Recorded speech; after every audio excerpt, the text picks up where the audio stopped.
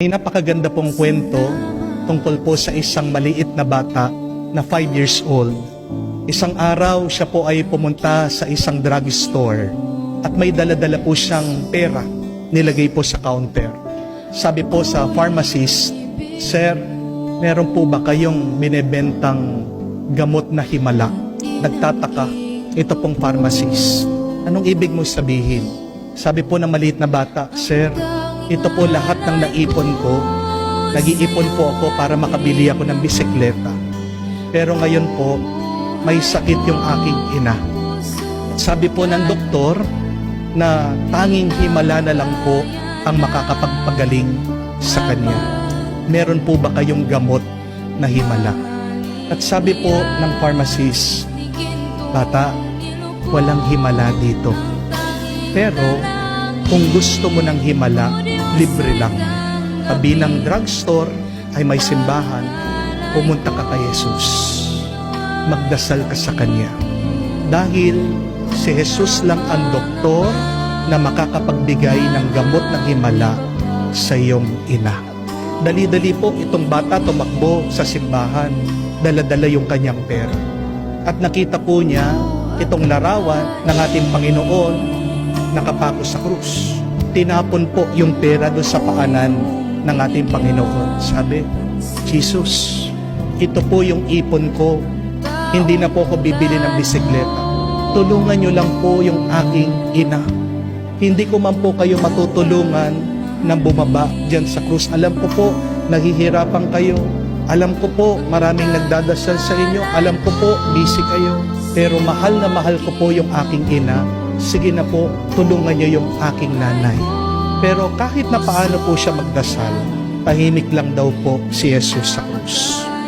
Hanggang sumagot po ulit itong bata. Sabi niya, "Kung hindi niyo po ako matutulungan, pupunta na lang po ako doon sa inyong ina, si Mama Mary. Di ba mahal na mahal niyo din po yung inyong ina? Pwede niyo po ba tulungan yung ina ko din? Magpapatulong lang po ako sa inyo." At habang po palang nagdadasal yung bata, napadaan yung parish priest, yung pare, naririnig siya.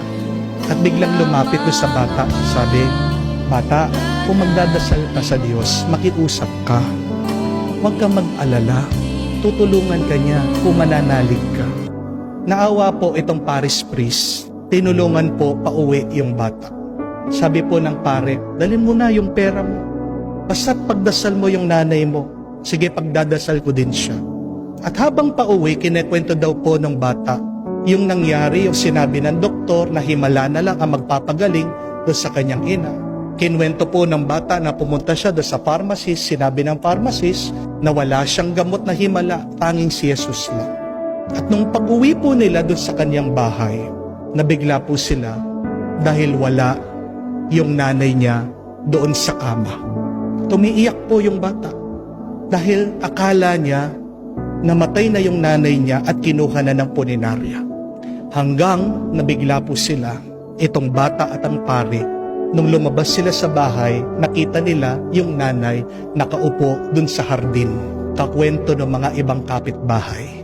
Malakas na at magaling. Ano po sabi nitong may sakit?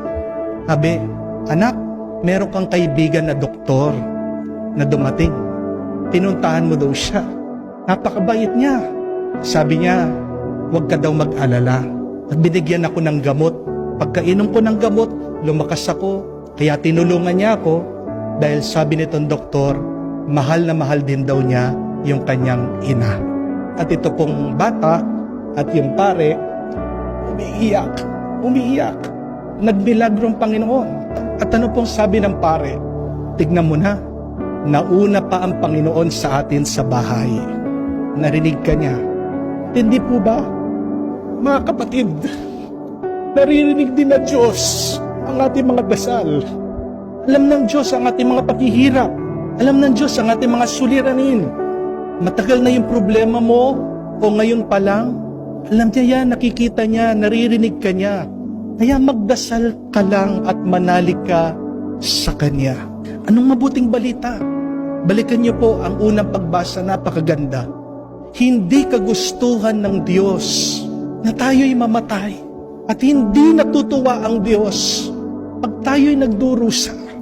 Kaya nga, gagawin niya ang lahat para matulungan tayo. Bakit tayo naghihirap?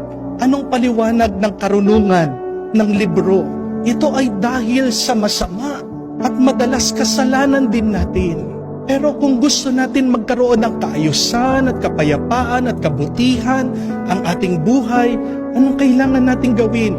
Gayahin natin itong ating mga narinig na tauhan sa kwento na lumapit tayo kay Jesus.